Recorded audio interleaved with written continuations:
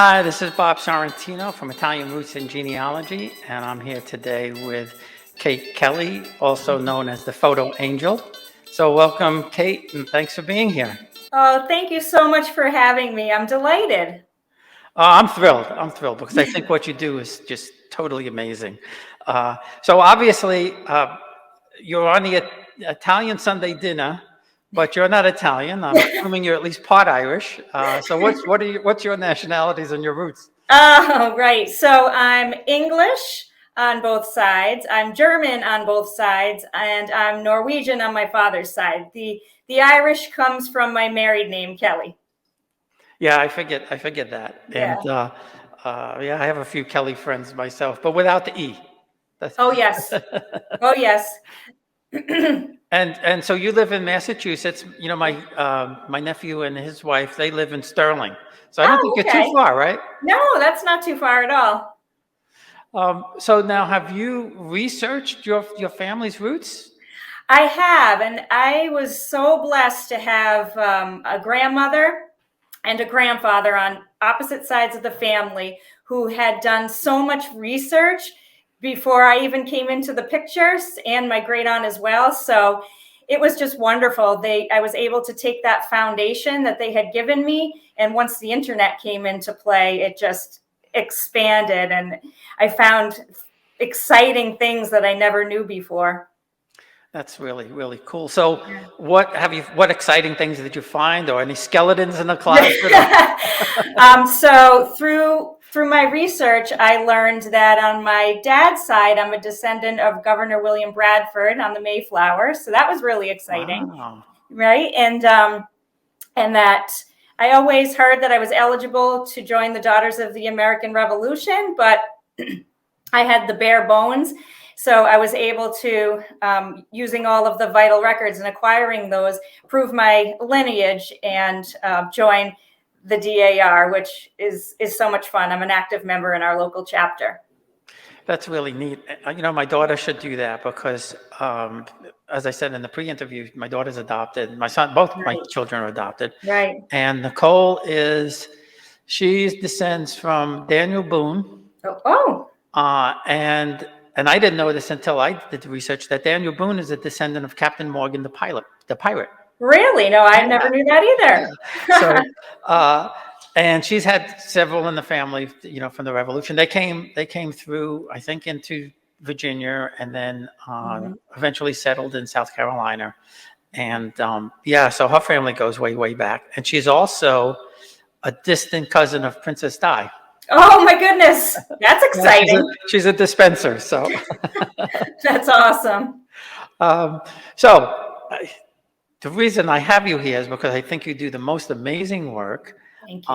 And for people who don't know about Kate, Mhm. uh, she spends her weekends going through old photos in antique stores and garage sales and places like that, and then tries to place those photos with the family, correct? That's correct. That's correct. It's a labor of love, and I feel that it's my calling.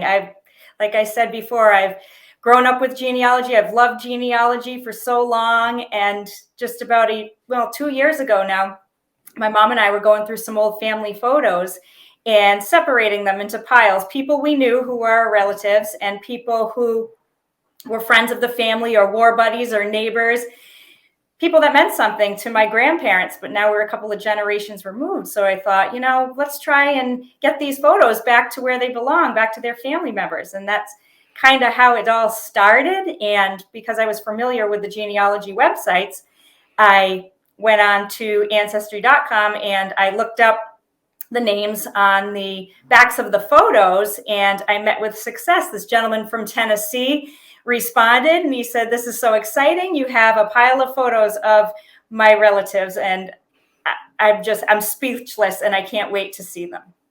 So now these were photos that you had in your family That's right. that you were able to connect with somebody Mm-hmm. hundreds of miles Right. away. And Right. now was he a family? Now was he a cousin or so? Or No, he was honestly, I don't know exactly how my great aunt made the connection to him. This is kind of what our family thinks. Um, So the last name in our family, my mother's maiden name is Strawn, Straun, and this gentleman's last name was spelled Straun. So at some point in time, pre-internet, I'm going way back into the 1940s, she had made this connection with these Tennessee Strauns. We could never make the blood connection, but they became really good friends, and we had photos of my family visiting them down in Tennessee and vice versa. And so it was just, it's still a mystery. It's one of those questions where you kick yourself because you wish you had asked when the person was still alive. But yeah, somehow they were connected. And I thought it was interesting that you said way back in the 1940s. I was born in 1951, so Right. I'm way back there. All right, parents are watching. Sorry, guys. It's frightening to think my dad would be 100 years old this year. Could you imagine? Oh, God bless him. That's wonderful. That's like it's so odd to even to think about, Wow. something like that. So, what's the without giving away any secrets that you don't want to give away? So what's the process? How do you do this? Right. So it starts with labeled photos. A lot of times people will ask, what can I do if I don't have any information on the photo? And unfortunately for the Photo Angel project, there's not much you can do at this point with an unlabeled photo. I don't use photo recognition technology. I get that question often as well. Yeah. So preferably first name, last name, and location. You can get away with no location if the surname is atypical, but John Smith with no location isn't going to get you very far. Well, yeah, and, we Italians are lucky that, and I didn't know this until a couple of years ago. I was doing some research, and there's over 300,000 unique surnames in Italy. Because people were named just for the strangest things, the way they look, the way they act, where they came from. I have a good friend. His name is Nick Ducato, which a Ducati was money back then. So it's the 7 Ducati. So you start thinking through. You think, well, maybe the guy owed 7 Ducati, maybe he found 7. Who knows? Right. But that's how they got the name. Oh, that's funny. Yeah, I was told that my maiden name Norton means north of the town in England. I remember my grandmother sharing that with me. Oh, yeah. See, so there you go. That makes sense. That makes sense.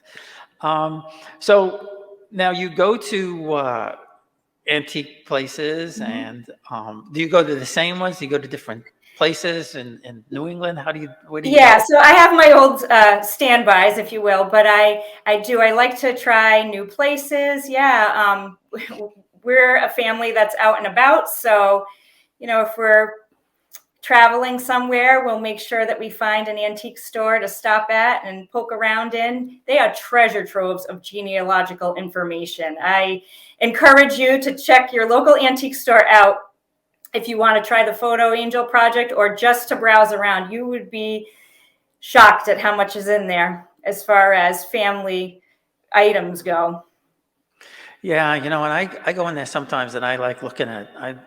I've never bought anything, but I like looking at like the buttons. Right. And sometimes there's medals and things like that. Right. And do they sometimes have a history with them? Those kinds of things? Yes, they do. And although I focus primarily on photos, I have acquired and purchased items that are labeled that I return to family members as well. Oh, wow. That's so Books and diplomas, baptismal certificates.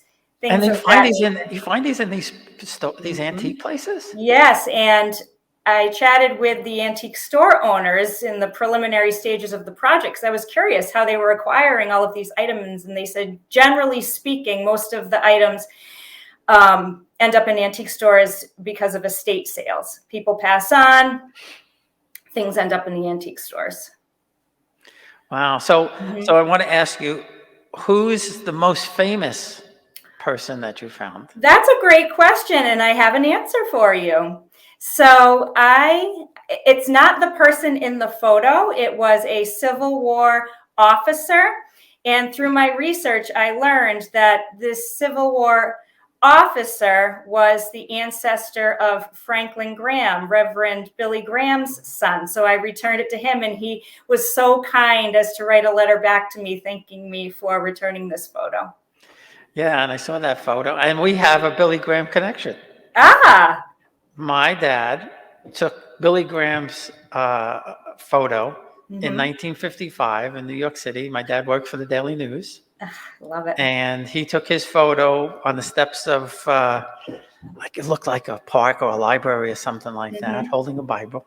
And 1955, Right. who knows who Billy Graham even was? I don't think he was Right. really that famous yet, although he had a big speaking engagement in New Yeah. York City.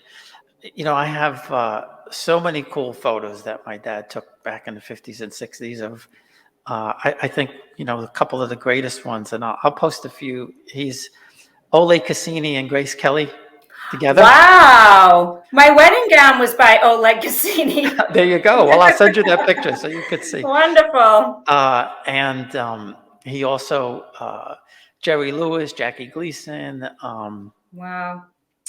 That's fascinating. Elizabeth Taylor. And I'll tell you an interesting story about Elizabeth Taylor when she married Nicky Hilton. Yeah. I don't even, who Nicky Hilton is? Yes. Because you weren't, back to the 40s.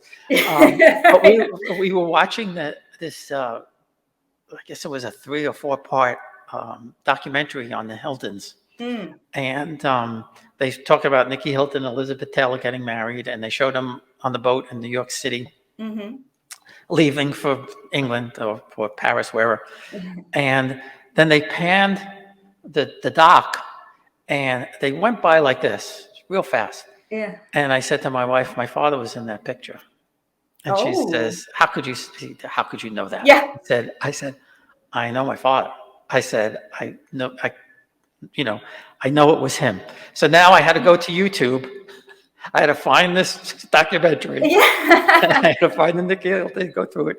And sure enough, and at the time, he was doing newsreels for the local WPIX, Channel 11 in New York. And he was on the dock. And I just knew, I could see once I stopped it and I saw it. Yeah. Sure enough, that was him back in 1950 something or something like that. How exciting is that? It was crazy because Right. I'm telling you, Kate, they panned so quickly through this thing. I don't know how he saw it. I guess you know your dad, and you know the way he stands, and you knew the haircut and all of that. Right, kind of right. So we went through the most famous person. Yes. What's the strangest, weirdest thing that you found? Well, it's actually one of my favorite photos.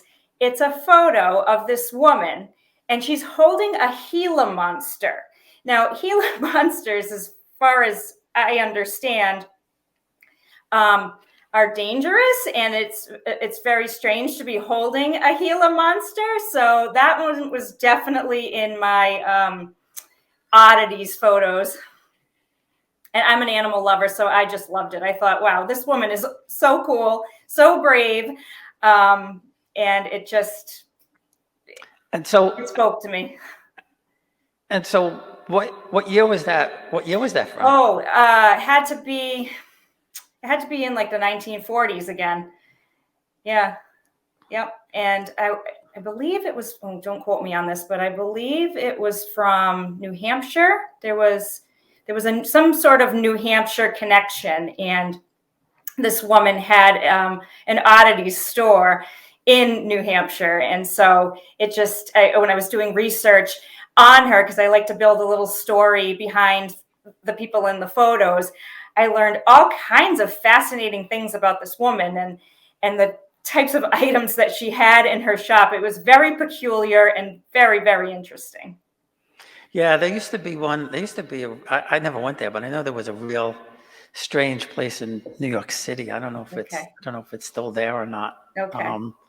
But I have mentioned this on the previous broadcast that I did because we were talking about Brooklyn and everything. And my dad used to have to go to Houdini's grave every year. Oh. Because he was supposed to come back. Oh. So Right. every year his wife would go there, and it was Cypress Hill Cemetery in Brooklyn, and my father would have to, at Halloween no less. Every Halloween he used to have to go there. Oh my gosh. No thanks. So somebody, David Norton, said, "Don't forget Louisa May Alcott." Oh, that's my dad. Oh, he's so Okay. cute. Hello, Dad. Oh my goodness. So yeah, I grew up hearing stories about how I was cousins with Louisa May Alcott. Yes. Thank you, Dad. And he's ancient like me, your dad. Yeah. That's right. Yeah, there That's you go. right. We have something in common there. Made in the 1940s. Yeah. Well, it's my brother was born in 46 and I was born in 51. Okay. And for Italian citizenship, I could go through my mother's family, but my brother can't because they passed a law in 1948 that prohibits you from Oh, doing that. really? That's interesting. I Yeah, didn't yeah. realize that. Huh. So it all just depends Yes. on when you were born. Right. So now you live in Massachusetts, and I mentioned my nephew lives in Sterling. So that must be a great hunting ground, yeah, way up there. Oh, yes. And yes, the treasure troves of our antique stores are treasure troves. And there are quite a few. We have a lot in central Massachusetts. They seem to be the hotbed for antique stores in this area. And, antique stores are hit or miss. Sometimes I go in and I come out empty-handed, and sometimes I go in, like, how much money do I have? I want to take it all home, right? So yeah, it's fun to explore different ones because you never know what's around the next corner. Yeah, yeah. Now, do people do they send you their photos, or do they send you photos they find? Yes, actually, back to the Franklin Graham story. That was a photo that came to me in an album that someone had purchased at not an antique store. It was a Goodwill in Florida, and there were several Civil War generals and officers, as well as other folks in this particular album. And so she had heard about the project and she said, "Hey, my friend acquired this photo album. Would you like it for your project?" She thought maybe I'd be interested in it because its origins were in the town in New York where she came from, Hempstead. And she said, I didn't have anybody that was in the album that I was related to. So here you go. Work your magic. See if you can return these photos. And I'm so grateful for that album. Yeah, people have been extremely generous. They'll send photos, letters. I've gotten mortgage papers, all kinds of things in the email, in the regular mail. That's pretty neat. So Kathy asked me a question. So actually, Kathy, it was Daniel Boone, not Davy Crockett. However, there is a great genealogist guy. His name is Kai White, and he lives in Texas. He's a West Point graduate, and he does, and this may interest you, Kate. He does genealogy charts of Americans that have gateway ancestors. So, and he does a chart in a different way in that he doesn't do your typical, mother, father type, grandfather, grandmother type of chart. But what he does is he puts the coat of arms up there for the people and he traces the lines back, and he really does a great thing. So anybody listening now or to the replay, if you have a gateway ancestor, Kai White, Kwhite, and he's on Facebook, and he's a really, really cool guy. That is cool. Yeah, he's such a nice guy. And when I did it, I knew what he did, and I said, "Can you do my Italian family, noble family?" And he said, "I don't know. I've never done Italians before." But it turned out that he was able to do it. So that's great. Yes, Dana. Hi, how are you? And yep, my daughter is My adopted daughter is from Daniel Boone, and I thought that was really cool. Um, Yeah. anybody really interesting in your family that you know of? I know you talked about the revolutionary thing. Oh, how about your husband's family? I didn't ask about you. Have you tracked it? Oh, there's family folklore. I don't think we've proved it yet, but there was an Arctic explorer on his side of the family. Oh, that's neat. Yes, That's it pretty was neat. very neat. Now, was it an Arctic explorer who made it back? I believe so. A lot of them didn't come back. If he was a direct descendant, yes. Yeah, that's a good point. I didn't think. So, what advice do you have for people, whether they want to start genealogy or whether they Right. have photos or they want to look for Right. photos?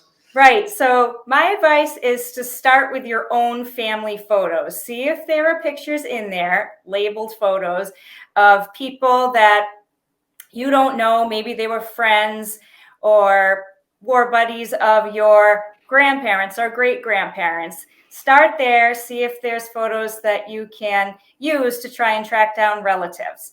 And if you find that you don't have any photos that meet that criteria, then I would encourage you to check out your local antique store and search for photos that have first and last names and locations. Please don't get discouraged if you flip through photo upon photo upon photo with nothing on it. Sometimes that happens, and it makes it even more exciting when you find one that is labeled. It's like a diamond in the rough.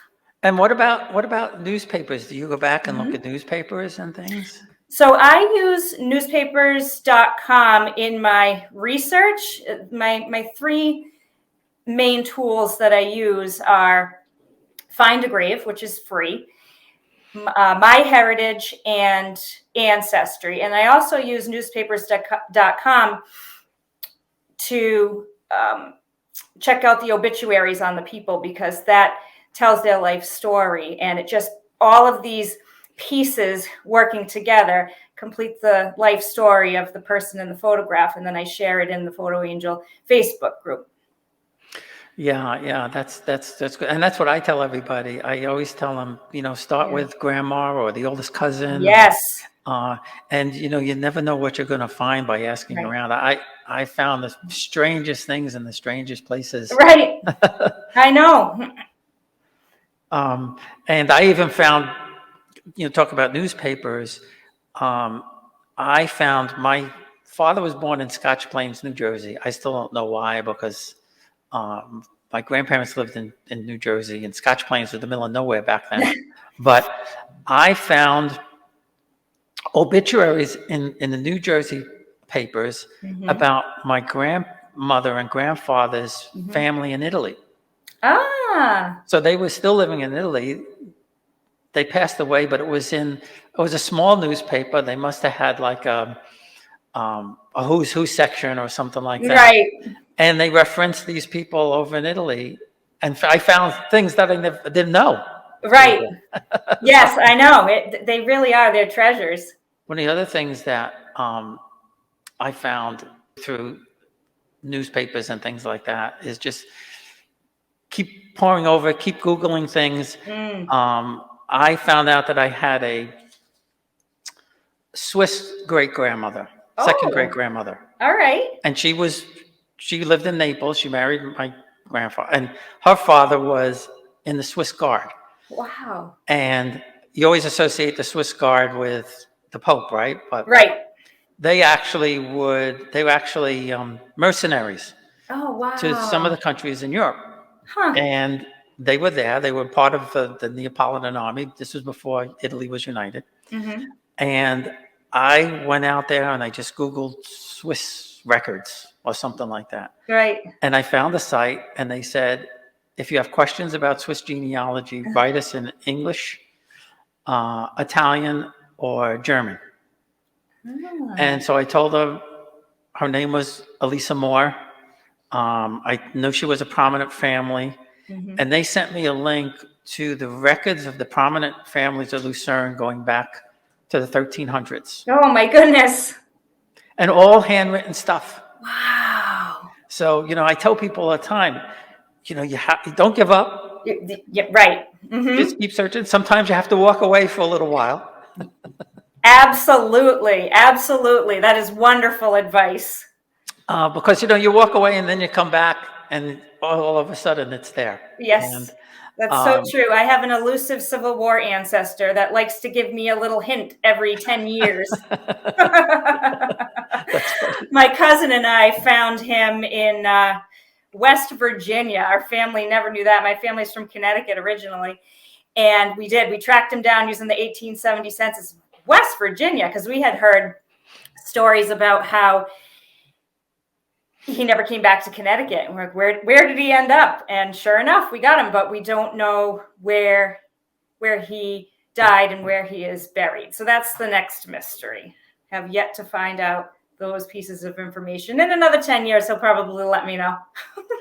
Well, and that happens. I interviewed Paul Nautra from FamilySearch.org. He's one of the executives there. And Cool. he told me a story that he was looking for. I don't know if it was, I think it was his grandmother's birth record. She was born in New Jersey. He couldn't find it. And he couldn't find it. And he was going to a seminar in Pennsylvania to do a talk. And he said, I was on my way out and I looked up and I said, Grandma, help me. So he goes to this conference. He said, I'm in our booth, and I look over and I see this woman who's got a tag that says that she's from the New Jersey Archives. So he says, I went over and asked her. I told her the name. She kind of looked at me like, okay, whatever. Right. And walked away. And he said, well, I tried, right? Right. He said the next day, she comes up to him just before he's about to give his talk, and she hands him an envelope. And she says, open this after you do your talk. He did his talk. He opened it up, and it was the record that he was looking for. Oh, I love it. Oh, my gosh. So I'm a firm believer that nothing's an accident. Oh, absolutely. You're right. Oh, my dad again. He's prompting me. What did I forget to talk That's about? good. It's good we have him on. He's so cute. Let's see. What does it say? What about the photo your grandfather in Austria after World War II was? Oh, right. So my dad's an expert in World War II, and he had this photo of his dad, my grandfather, with his buddies in World War II. And we thought, oh, this would be fun to see if we could connect with some of the relatives in this photo. So we ended up connecting with the daughter of one of the soldiers that my grandfather served with. So that was fun because she didn't have any pictures, didn't know much about her dad. And so we were able to fill in a lot of gaps for her. That was a really nice story too. Oh, that's cool. Yeah, I like World War II also. So I'm going to have to send you my uncle Tom, who was in Iwo Jima. Okay. And he drove one of the boats. I'll send it to you so you can send it to your dad. Yes. His great grandson interviewed him about his exploits in World War II and getting lost in the Pacific Ocean. Oh my goodness! Got lost. Oh my goodness, that's scary. And they were out there in the middle of nowhere by themselves. But yeah, I do come across a lot of military photos. The Civil War ones excite me. I grew up learning about my Civil War ancestor who suffered and died in Andersonville prison camp when he was only in his 30s. Awful. He had 4 sons that he left behind. I'm descended through one of the 4 sons. The other 3 never had children. And my family took a trip down to Andersonville, Georgia to pay our respects a couple of Veterans Days ago. And let me tell you, what a beautiful place. Very well kept. They have an awesome museum. If you ever have a chance, even if you're not connected to anybody from Andersonville, it is an experience, very sobering experience. Yeah. And so anyway, I do acquire a lot of photos from different wars. And when I was giving a presentation, a live presentation for a historical society in Rhode Island. This is one of my favorite stories to tell. This woman came up to me after the presentation and she said, here, I want you to have this photo album. I bought it about 50 years ago at an antique store, and I've tried over the years to try and reconnect with relatives, and I just haven't had any success. So I heard about your project. That's why I came to hear your presentation, and I'd like to donate this to the project. And I was just speechless because this album was absolutely beautiful. And I said to her, I'm like, please let me give you something for this. She said, no, I want you to have this for the project. Have fun. I said, okay. And so I connected with this gentleman from Freeport, Maine. His name is Stuart Bratesman. And he responded and he said, I can't believe you found this album. I'm related to virtually everyone in this album. There's a picture in there of my dad as a little boy I've never seen before. My grandfather, aunts, uncles, cousins, you name it, they were all in there. There were only like a couple of photos that, even though everything was labeled, we couldn't make the family connection. And so I said to him, I said, all right, awesome. It's yours. I'll mail it up to you. And he said, oh, no. He's like, I want to come to you. He's like, I'm retired. I'll make the trip down. I said, all right. So we spent an awesome afternoon going through every photo, verifying who everybody was. He brought his laptop down and we've become friends. And it was just such a beautiful, exciting gift that kept on giving. And one of the photos that was in this album, the most historically significant, was of his Civil War ancestor who also suffered at Andersonville and was a POW in multiple prison camps and wrote a book about his experiences in it. And he had never seen a photo of him before. So it was just amazing. It was amazing all around. And even that we had this Andersonville connection together. And to this day, it's my favorite success story. It's awesome. And recently we took a trip up to Maine and he came with my husband and me to the antique stores so that he could see the process firsthand. And he's like, I totally see now why you're so addicted. This is fun. So I have him looking for photos up in Freeport, Maine for me now. It's wonderful. Oh, well, I'm going to start looking down here. Yeah. I'm in Red Bank. Don't worry about that. Yeah. So Charles has a question for you, Kate. Sure. Let's see. My brother Bob was, oh man, I'm sorry. I have a good photo of him. I also have 2 photos of a Christmas party he was at. I can't find him in there. I can send the photos right now if you can ID him. So, yeah, I mean, I can take a look. I mean, it's tough trying to determine who people are because of the lighting and the type of camera and everything, but I can certainly take a look at that. Sure, I'd be happy to.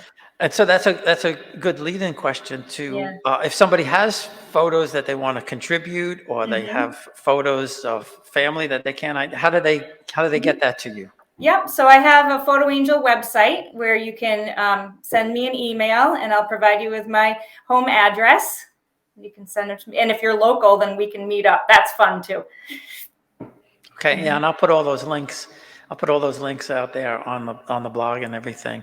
And also now, I'm assuming you self-fund some of this, but do people help you out with donations or postage or things like that? Yeah, that's a great question. Yeah. So, I don't charge families for returned photos or items. That's my gift to them. But people have been extremely generous with donations of stamps, monetary donations. I've gotten envelopes, photos. Photo Angel mail is so much fun. I come home from school, I'm like, ooh, I wonder what's in the mailbox now. Like, it keeps going. And I have a mini museum now in my home, in my Photo Angel office. So, I mean, yeah, so it's a good thing that I'm making connections as fast as I do because they're coming in as fast as they're going out. That's great. And what do you teach? I know you were. I'm a special education teacher. Oh, so you 2 special things that you do is this, and you're a special ed teacher. Thank you. My son was in special ed for a Okay. number of years, and Yeah. you guys are special breed, that's for sure. No, Thank no you. question about The that. kids are the best. Yeah, yeah, and I don't, it's people don't understand. Right. People just don't understand. Right. Um, Hmm. but it's hard for the teachers, it's hard for the kids, and Hmm. you have to be a special person to be able to do that. Oh, so Charles was born in Corona, so my family's from Oh, Corona. huh. That's cool. And that's true. You find out that you find when you do this stuff, you really find some strange connections too. Right. Right. Right. I Uh, do have an Italian success story if you'd like me to share that oh, with I your love it. group. Yeah. So early on in the project, I was at an antique store in Rhode Island, and I came across quite a few photos of this 1926 high school class. And I tracked down the gentleman in the photograph's son, and he was so excited because he didn't have a large copy of the graduation photo. He had like a small reprint. And I was like, oh, this is awesome. So I said, all right, what's your address? I'll mail it out to you. And he said, I don't live too far from you. Why don't we meet up? I said, okay. So it was about an hour from us. So we drove out to the Worcester area and spent a lovely afternoon chatting about his Italian immigrant family who had come over and started a dairy farm. And this dairy farm progressed into a milk supplier for the whole town, and then a distributor for how do I want to say this, for that whole area, that metro area. So they still have an ice cream stand there. So after we had gone through the photos that he had brought to show me of his ancestors, which was so cool, because he was showing me, all the information that was written down in Italian, and it had pictures of the cows in the 1800s of the dairy farm and everything. And just to see how much it had grown since then was unbelievable. And he was just so thankful and so supportive of the project. And it's awesome. It was one of my favorite stories. Well, that's interesting because my great grandfather was the town milkman in Torito, Italy. Oh. But he used to walk through the streets with the cow, Oh, I love it. That's cute. and you brought your bucket out, and he milked the Oh cow. my gosh, that's a riot. That's a cute story. Yeah, and it's pretty funny. And my oldest uncle didn't. When my grandparents came, they left him behind with his grandparents, Oh, and he didn't goodness. come here until 1950 with Wow. his family. So there was a whole. He had never met his brothers and sisters, Wow. and he hadn't seen his parents in like, I don't know, 35 or 40 years or something like that. Wow. That's Uh, crazy to think about, right? yeah, Wow. they had left him there. And I have his story. My cousin interviewed him before he passed away, and I have his whole story. And he, when they sent for him, he didn't want to come because he grew up with his grandparents. That was the only family Right. that he knew. Mm. And then he got married. World War II broke out, Mhm. and then he couldn't come as part of his family because he was over 18. Mm. So he had to apply. They actually lived in Canada for 5 years. Wow. And I guess I don't know if it was 1954 when they finally got to America. They lived in Canada for like 5 years, Huh. something like that. So, yeah, and I was lucky that my cousin actually interviewed him. And it's a real, I mean, they grew up they actually had a house, which was unusual, especially Right. back then. Right. But it was a 2-room house, Mm-hmm. and there was my cousin told me there was the bedroom for she told me my aunt and uncle and the newest baby would sleep in the bedroom, and everybody else was in the kitchen, living Oh room, my gosh. family Right. room, children's bedroom. It was all the same room. Right. Oh, that's cute. But that's the way it was back then. Right. That's right. So before we go, Mhm. just tell us how everybody could get in touch with you again, either on Sure. Facebook or on your Mhm. website. And Yeah, sure. So the Photo Angel Facebook group is the best way to see all of the activity. It's a lot of fun because I share my success stories and encourage other people to share theirs as well. So they're from all over the country and some internationally. It's really cool. I also have an Instagram and a YouTube channel and my Photo Angel website. So you can find me. I'm around. yes, just look for Photo Angel and you'll Yeah. find Kate. Yeah. And you also have another group on Facebook where people can post their own pictures too, right? Oh, yes. Thank you for mentioning that. Yes, it's called Heirloom Show and Tell. And it's a place where you can share photos of your family members or heirlooms from your family members. I was so fortunate to have a great aunt who labeled all of our heirlooms. So it's wonderful because I know what every I can't tongue-tied who everybody belonged to. It was just so fascinating and so exciting that I had all of these wonderful things in my possession because I was the family historian, if you will. So it all passed down to me. So it's fun to hear other people's stories as well. Absolutely, and that's what I enjoy so much about this. Well, thank you so much again. And as soon as I find some photos, I'm going to be sending them to you. Oh, that sounds great. Thank you so much for having me. I had a great time. That was my pleasure. Thanks. Hi, everyone. This is Bob Sorrentino, just letting you know that my new book, Farmers and Nobles, is now available for sale on www.italiangenealogy.blog/Farmers and Nobles, or you can find the link in the podcast notes. Thanks for listening.